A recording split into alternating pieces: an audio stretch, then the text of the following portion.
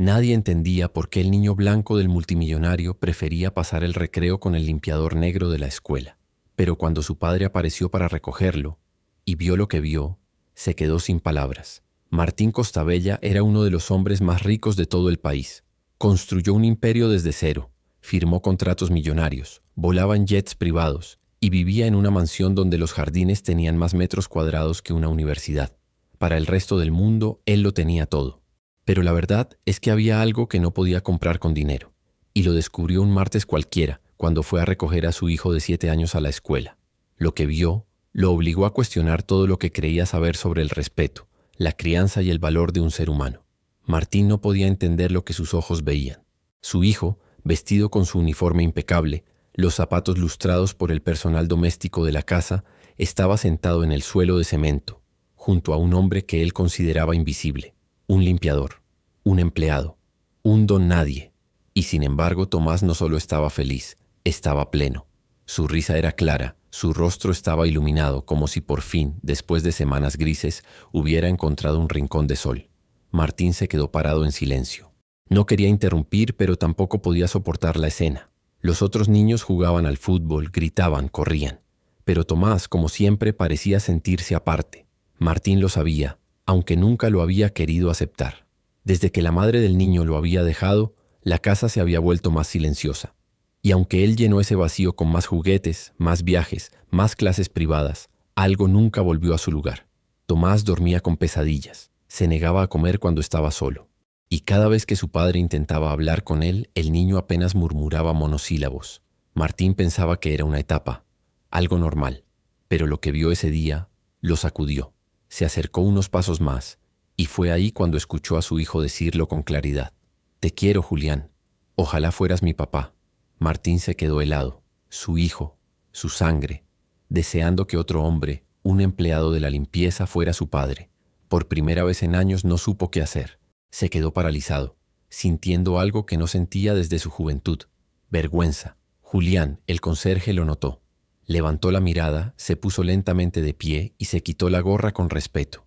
Era un hombre de unos 50 años, piel curtida por el sol, manos marcadas por décadas de trabajo físico. Pero lo que más llamaba la atención era su mirada, tranquila, cálida, profundamente humana. Martín apenas lo miró, solo estiró la mano y le dijo a su hijo con un tono frío: «Vamos». Tomás bajó la cabeza, como si de golpe todo el brillo de su rostro se hubiera apagado. Ni siquiera se despidió de Julián.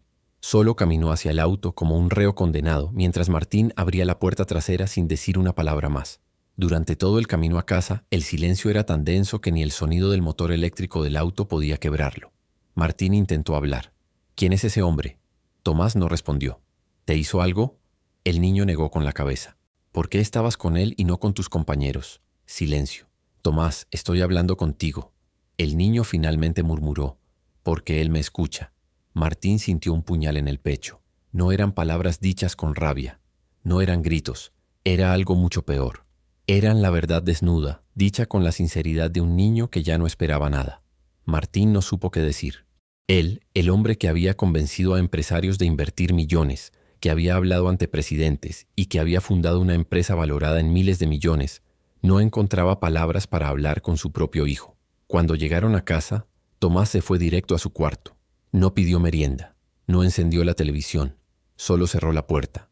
Martín se quedó en el comedor, solo, rodeado de mármol, cristales importados y una mesa larga que podía sentar a 20 personas, pero donde solo comían 2. De pronto, el silencio de esa mansión empezó a sonar ensordecedor. Esa noche Martín no pudo dormir. Se quedó pensando en todo. ¿Quién era Julián? ¿Por qué su hijo se sentía seguro con él y no con su propio padre? ¿En qué momento se había roto el vínculo entre ellos? Y lo más doloroso de todo, ¿será que aún estaba a tiempo de recuperarlo? Al día siguiente, Martín hizo algo que no había hecho en años. Decidió regresar a la escuela, pero esta vez no para recoger a su hijo, sino para hablar con el hombre que, sin buscar nada a cambio, le había dado a Tomás algo que él, con toda su fortuna, no había podido ofrecer: amor. Martín llegó temprano aquella mañana, más temprano que nunca. El estacionamiento aún estaba medio vacío, y el portón trasero de la escuela seguía cerrado. Se quedó en el auto unos minutos, mirando su reflejo en el retrovisor. El traje caro, el corte perfecto, la mirada dura, pero dentro Había un hombre quebrado, un padre que por fin estaba empezando a ver el daño de su propia ausencia. Cuando entró a la escuela, los profesores lo saludaron con respeto, pero con sorpresa. Nadie lo había visto caminar por esos pasillos en años. Martín ignoró los saludos. Caminó derecho hasta el área de servicios donde recordaba haber visto a Julián salir con su carrito. Y allí estaba, el mismo hombre, agachado, fregando una mancha en el suelo con una esponja gastada. Martín se aclaró la garganta. Julián levantó la vista sorprendido. No dijo nada, solo se puso de pie con calma, como si supiera que ese momento iba a llegar. «Necesito hablar con usted», dijo Martín casi en tono de orden. Julián asintió. «Claro, señor. Aquí o en otro lugar, como usted prefiera». Fueron a una pequeña sala donde se guardaban los materiales de limpieza. Había un banco de madera, 2 termos de café barato y una ventana rota. Martín nunca había estado en un lugar así, y sin embargo, fue allí donde escuchó la historia que cambiaría su vida para siempre. «Mi hijo lo quiere, lo admira. Incluso le dijo que ojalá usted fuera su papá», empezó Martín sin rodeos. «Lo sé», respondió Julián con una paz que descolocó al empresario. «Y créame, señor Costabella, yo nunca quise suplantarlo. Solo le presté atención». «¿Por qué? ¿Por qué mi hijo? Hay cientos de niños aquí. Porque él estaba solo». Martín bajó la mirada. «¿Y qué hace con él? ¿Qué le dice? ¿Qué le da que yo no puedo?». Julián se tomó unos segundos antes de responder. «Le doy mi tiempo. Le escucho cuando me habla de sus dinosaurios favoritos, cuando se frustra con matemáticas, cuando extraña a su mamá. No es mucho. No tengo nada material para ofrecerle, pero lo trato como a alguien que merece ser visto». Martín sintió un nudo en la garganta. Yo no sé cómo hablar con él. Siempre estoy ocupado. Lo entiendo. Yo también fui padre. Y también lo arruiné». Martín lo miró con sorpresa. «¿Tuvo hijos?». «Sí», dijo Julián con un tono que ya era más dolor que voz. «Uno. Se llamaba Lucas. Tenía 8 años cuando se enfermó». Hizo una pausa. «Cáncer». Avanzó rápido. «Yo tenía 3 trabajos. Apenas lo veía. Prometía que lo llevaría al parque el fin de semana, que iríamos a ver una película. Pero siempre estaba cansado. Siempre había algo más urgente». «¿Y?», preguntó Martín, aunque ya sabía la respuesta. «Murió sin que yo pudiera cumplirle esas promesas. Me odié durante años. Me convertí en invisible, hasta que conseguí este trabajo. ¿Y entonces? Entonces vi a Tomás, y vi a mi hijo en él. No quise invadir nada, solo ser alguien que no cometiera el mismo error otra vez». Martín no pudo hablar. Las palabras se le atragantaban. Ese hombre, al que él había juzgado por su uniforme sucio, era alguien que había amado más de lo que él mismo se atrevía a hacer. «¿Él sabe eso?», preguntó. «No, nunca se lo dije. No quise cargarlo con mi dolor. Solo quise acompañarlo mientras pudiera». «¿Y por qué no me lo dijo antes?». «Porque usted nunca preguntó». Esa frase cayó como una bomba en el pecho de Martín. Porque era verdad.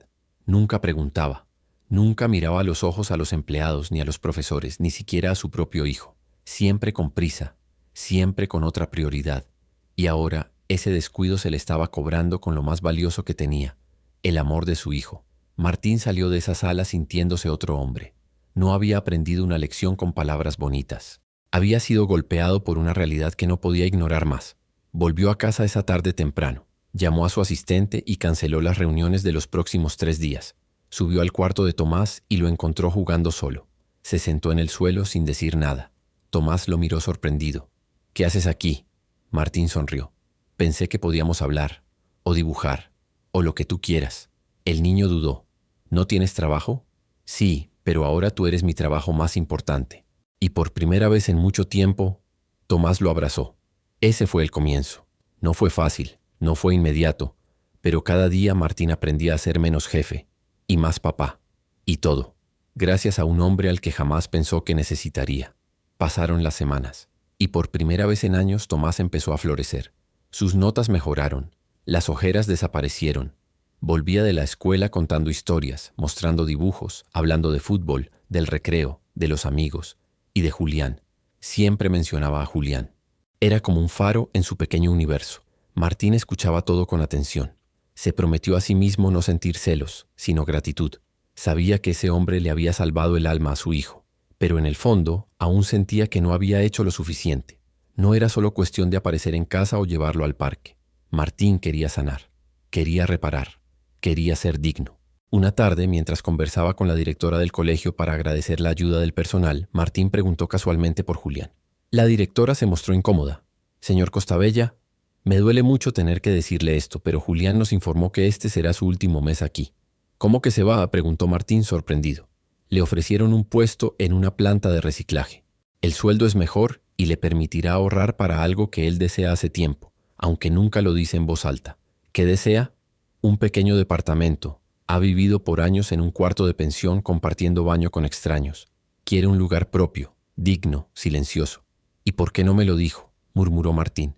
Porque Julián nunca pide, solo da. Esa noche Martín no pudo dormir. Sintió un peso insoportable en el pecho.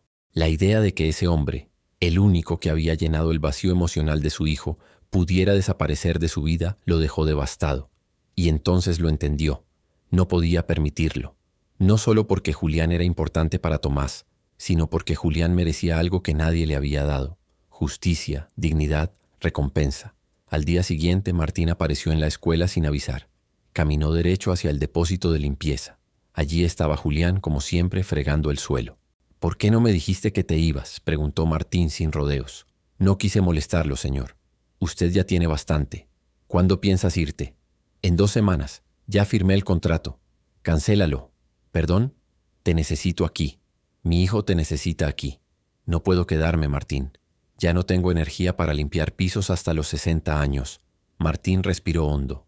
«Entonces, quiero ofrecerte algo, pero no lo tomes como caridad». Julián lo miró en silencio. «Quiero contratarte, no como limpiador. Quiero que seas parte de mi familia, que trabajes conmigo, que seas el mentor de mi hijo. Quiero que te mudes con nosotros. Te daré una casa, un salario digno, todo lo que mereces. Solo te pido una cosa, que no desaparezcas». Julián dio un paso atrás. Sus ojos estaban llenos de lágrimas. «Martín, no sé qué decir. Di que sí, por mi hijo, por ti, por todo lo que hiciste cuando yo no estaba». Pero Julián bajó la cabeza. «No puedo aceptar eso, no por el dinero, no por orgullo, sino porque hay algo que necesito decirte, algo que puede cambiar todo». Martín sintió que el aire se volvía denso. «¿Qué cosa?». Julián tragó saliva. «¿Recuerdas cuando te dije que tuve un hijo que murió?». Martín asintió. «No te dije toda la verdad». «¿Qué quieres decir?». «Lucas no murió». Martín se congeló. «Pero tú, yo lo creí muerto. Durante años. Mi esposa me abandonó con él cuando apenas tenía 2 años. Me dejó una nota. Dijo que no podía más. Yo trabajaba todo el día. No supe nada de ellos por décadas. Pensé que se habían ido a otro país. Pensé que tal vez habían muerto. Hasta que un día lo vi». «¿Dónde?». «Aquí, en esta escuela, en una foto antigua del personal». «No entiendo». «Era tu jardinero, Sebastián, el que trabajó contigo hace años. Era mi hijo. Me reconoció. Me buscó. Volvimos a hablar. Fue difícil». Martín sintió un escalofrío. «¿Y qué tiene que ver eso con Tomás?». Julián respiró profundamente. «Sebastián murió hace 2 años en un accidente. Yo nunca te lo dije». «Espera, ¿estás diciendo que Tomás es mi nieto?». Martín dio un paso atrás. Sintió que el mundo giraba. «¿Por qué nunca me lo dijiste?». «Porque no quería confundirlo. No quería arrebatarle lo poco que tenía. Preferí quedarme a su lado en silencio, darle amor sin condiciones, sin etiquetas». Martín se llevó las manos al rostro. No sabía si llorar, gritar o arrodillarse. Todo tenía sentido. La conexión entre ellos, el instinto, la confianza, el cariño espontáneo. Se acercó lentamente a Julián. Lo miró a los ojos. «Entonces, más que nunca, necesito que te quedes. No solo por mi hijo, por tu nieto». Julián soltó un llanto contenido durante años. Martín lo abrazó. Y en ese abrazo no había clases sociales, ni diferencias raciales, ni silencios. Había perdón, había familia, había redención. Ese día Julián renunció a su puesto de limpieza, pero no dejó la escuela. Volvió semanas después en un rol nuevo: mentor escolar, tutor de apoyo emocional y figura presente en la vida de decenas de niños, incluyendo uno muy especial, Tomás. Conclusión, resumen, 3000 caracteres. Pasaron los meses, y lo que empezó como un simple gesto, recoger a su hijo de la escuela por primera vez, terminó siendo el punto de inflexión más importante en la vida de Martín Costabella. El empresario que antes medía todo en cifras, contratos y agendas, Comenzó a entender el verdadero valor del tiempo, del afecto y del vínculo humano. Ya no se trataba de llenar el calendario con reuniones, sino con momentos reales con su hijo. Momentos simple. Desayunar juntos sin mirar el teléfono. Ayudarlo a atarse los cordones aunque pudiera hacerlo solo. Escuchar sus historias inventadas antes de dormir. Y junto a ellos estaba Julián, ya no como limpiador, ya no como el hombre del carrito de escoba, sino como un pilar silencioso, firme, lleno de amor. Un abuelo en toda la extensión de la palabra. El único que había estado cuando nadie más se atrevía a mirar. Tomás lo supo todo. Martín decidió contarle la verdad en una tarde tranquila, en el jardín de casa, sentado sobre una manta comiendo frutas. Le explicó que Julián era su abuelo, que por miedo, por dolor y por respeto nunca lo había dicho antes. El niño no lloró, solo se acercó y lo abrazó. Le dijo que ya lo sentía como parte de su familia desde antes, y que no necesitaba un título para quererlo. Esa noche Martín lloró en silencio, no por tristeza, sino por gratitud, por haber tenido una segunda oportunidad, por haber abierto los ojos a tiempo, y por haber descubierto que a veces la persona más valiosa para tu familia puede estar justo frente a ti, usando un uniforme que tú mismo jamás te detuviste a mirar. Desde entonces, Martín financió un programa en la escuela para formar y contratar mentores emocionales, personas como Julián, para acompañar a niños con problemas de conducta, traumas o soledad, porque entendió que no todos los niños necesitan más clases de matemáticas. Algunos solo necesitan a alguien que los escuche mientras dibujan en el suelo del patio. Hoy, Julián tiene su departamento propio, pero cada fin de semana duerme en la casa de Martín, en una habitación que Tomás ayudó a decorar. La pared tiene dibujos, fotos familiares y una frase escrita con marcador que el niño dejó junto a su cama. Gracias por quedarte. Abonne-toi pour ne rien rater. Laisse un like si cette histoire t'a touché et dis-nous dans les commentaires d'où tu nous regardes.